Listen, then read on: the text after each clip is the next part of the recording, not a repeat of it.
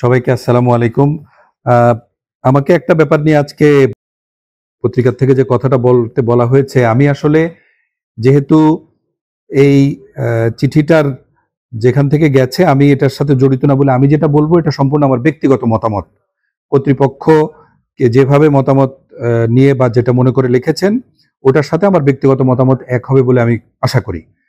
একটা চিঠি ইদানিং সম্প্রতি আমরা পেয়েছি যে বিমান নিয়ন্ত্রণ কর্তৃপক্ষ থেকে যে সশস্ত্র বাহিনীর বিভিন্ন সংস্থার নন লাইফ বীমা পলিসি অবলিখনের এখতিয়ার সাধারণ বীমা কর্পোরেশনের পরিবর্তে সেনা ইন্স্যুরেন্স পিএলসিকে প্রদানের বিষয়ে মতামত।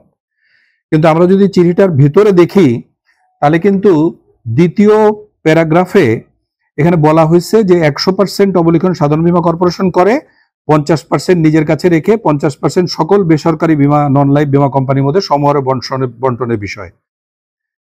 মতামতের মূল বিষয়টা আমরা যদি তৃতীয় প্যারাগ্রাফে দেখি চিঠিটার, বীমা কর্পোরেশন আইন 2019-এর 16(1) ধারায় বর্ণিত সরকারি সম্পত্তি সাধারণ বীমা কর্পোরেশন কর্তৃক 100% অবলিখনের হার পরিবর্তন করে প্রতিরক্ষা ক্রয় সংক্রান্ত বীমার অবলিখনের সুযোগ সাধারণ বীমা কর্পোরেশনের পাশাপাশি সেনা ইন্স্যুরেন্সকে প্রদান করা যায় কিনা।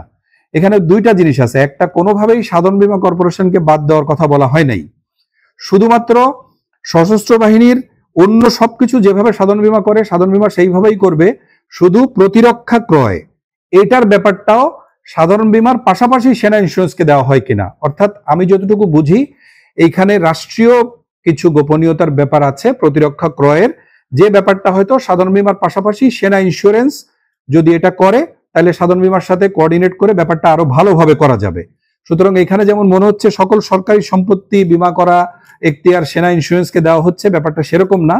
শুধুমাত্র এখানে পরিষ্কার বলা হয়েছে প্রতিরক্ষা ক্রয় সংক্রান্ত বীমার ব্যাপারটা সাধারণ বীমার পাশাপাশি সেনা ইন্স্যুরেন্স পিএলসিকে দেওয়ার জন্য।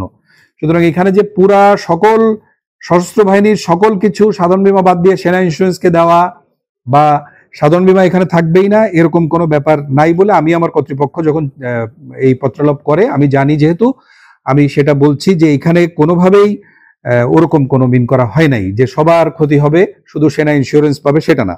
নিশ্চয়ই ওনারা প্রতিরক্ষা ক্রয় সংক্রান্ত ব্যাপারটা সেনা ইন্স্যুরেন্স চিন্তা করছেন, হয়তো নিজস্ব কিছু রাষ্ট্রীয় গোপনীয়তার বিষয়ে চিন্তা করে।